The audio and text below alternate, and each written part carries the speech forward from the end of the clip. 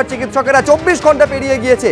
অন্যদিকে তখন রাজ্য মেডিকেল কাউন্সিল ঘেরাও করলেন সিনিয়র চিকিৎসকেরা। একেবারে West Bengal medical council senior চিকিৎসকেরা ঘেরাও করেছেন, সেই ছবি দেখতে পাচ্ছেন। मीरा सफेद तुरंत खुले, भरपूर झाग दे और इसके स्मार्ट साइंस दे स्मार्ट केयर और फ्रेशनेस। मेरी चॉइस मीरा सफेद। আমি সরাসরি কথা বলবো আমাদের প্রতিনিধি সন্দীপ সরকারের সঙ্গে। তার মানে এই বিষয়টা সিনিয়র চিকিৎসকেরা স্পষ্ট করে দিচ্ছেন, দর্থহীন ভাষায় বুঝিয়ে দিচ্ছেন সন্দীপ, যে জুনিয়র চিকিৎসকদের যে আন্দোলন তার পাশে সিনিয়র চিকিৎসকেরা তারা সর্বতভাবে রয়েছেন।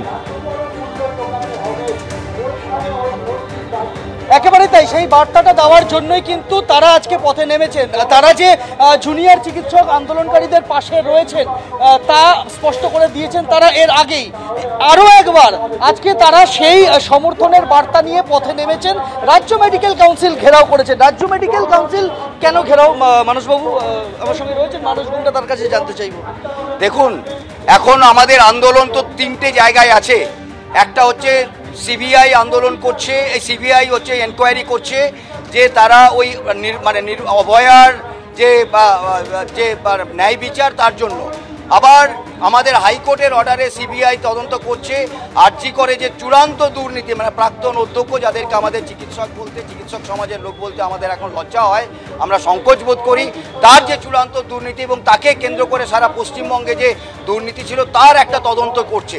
এবং একই সঙ্গে আমরা বলতে চাই যে জুনিয়র ডাক্তারদের এই মুহূর্তের দাবি যদি বলেন তাহলে হচ্ছে এই যে থ্রেড সিন্ডিকেট এবং এই যে দুর্নীতি সিন্ডিকেট তার এপিসেন্টার, তার কেন্দ্রস্থল, এবং যদি বলেন তার আতুর ঘর হচ্ছে মেডিকেল কাউন্সিলের লোকেরা, যারা এই কাউন্সিল প্রহসনের নির্বাচন করে যারা এই কাউন্সিল দখল করে বসে আছে তাদের বিরুদ্ধেই অভিযোগ করছে মানুষ, তাদের বিরুদ্ধেই তৈরি হচ্ছে ক্রোধ এবং ক্ষোভ, তাদের জন্যই মানুষ হচ্ছে রাস্তায় নামছে।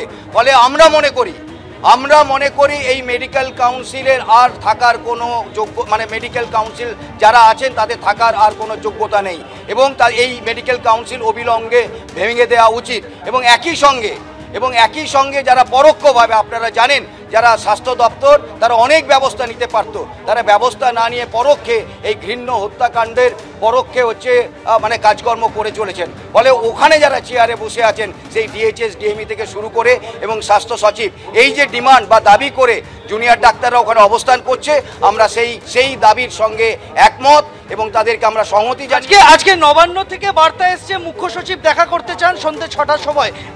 জুনিয়র ডাক্তারদের ডেকে পাঠানো হয়েছে, 12 থেকে 15 জনের প্রতিনিধি দল পাঠাতে বলা হয়েছে। কি বলবেন? দেখুন, গতকাল ডেকে পাঠিয়েছিল, আমরা আশ্চর্য হয়ে গেছিলাম যে জুনিয়র ডাক্তাররা যার অপসারণের দাবি করে তারা ওখানে অবস্থান করছে তারাই ডেকে পাঠাচ্ছে আলোচনার জন্য। এটা কোনোদিন হতে পারে নাকি? এবং তারপরে আমরা এটাও বলতে চাই যে একটা আলোচনার পরিবেশ তৈরি হওয়ার দরকার। সিবিআইয়ের মতো তদন্ত করছে, সেটা তো দুটো বিষয় আলাদা, কিন্তু ছাত্রছাত্রীদের যে দাবিগুলো ছিল তার মধ্যে ওই অপসারণ, স্বাস্থ্য সচিব ডিএইচএস ডিএমইর অপসারণ, একই সঙ্গে মেডিকেল কাউন্সিল ভেঙে দেওয়া বা ওই পুলিশ কমিশনার যিনি পরোক্ষে সাহায্য করেছিলেন তার অপসারণ, কোনোটাই তারা কিন্তু এখনো পর্যন্ত পায়নি। ফলে যদি আলোচনার পরিবেশ তৈরি করতে হয় তাহলে মিনিমাম যে দাবিগুলো আছে সেগুলো রাজ্য সরকারের পূরণ করার দরকার, কিন্তু সেটা করেনি।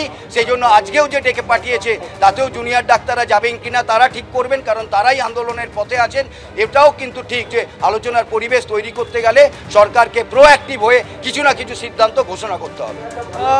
তুমি দেখতে পাবে যে বহু সিনিয়র চিকিৎসক তারা এখানে ইতিমধ্যেই পৌঁছে গিয়েছেন, তারা এখানে বিক্ষোভ দেখাচ্ছেন এবং তারা এখানে তাদের মেডিকেল কাউন্সিলের বিরুদ্ধে যে সমস্ত অভিযোগ সময় সামনে এসেছে সেই সমস্ত বিষয়গুলোকে সামনে রেখে তারা এখানে তাদের বক্তব্য রাখছেন। আমি আরেকজনের সাথে কথা বলে নেব, চিকিৎসক সৌরভ দত্ত। চিকিৎসক সৌরভবাবু, মেডিকেল কাউন্সিলের সামনে বিক্ষোভ কেন? এটাই তো দুর্নীতির মেন জায়গা। এই যে এখানে যে নামগুলো শুনছেন কি যেন অভিক দে, বিরূপাক্ষ বিশ্বাস আমাদের ডাক্তারদের এথিক্স শেখায় এই মেডিকেল কাউন্সিল আমি জীবনে শুনিনি। তারা প্রত্যেকটা কলেজে পঠন পাঠন ঠিক হচ্ছে কিনা দেখার জন্য বিরূপাক্ষ বিশ্বাসের নেতৃত্বে বিভিন্ন মেডিকেল কলেজে লোক পাঠাতো।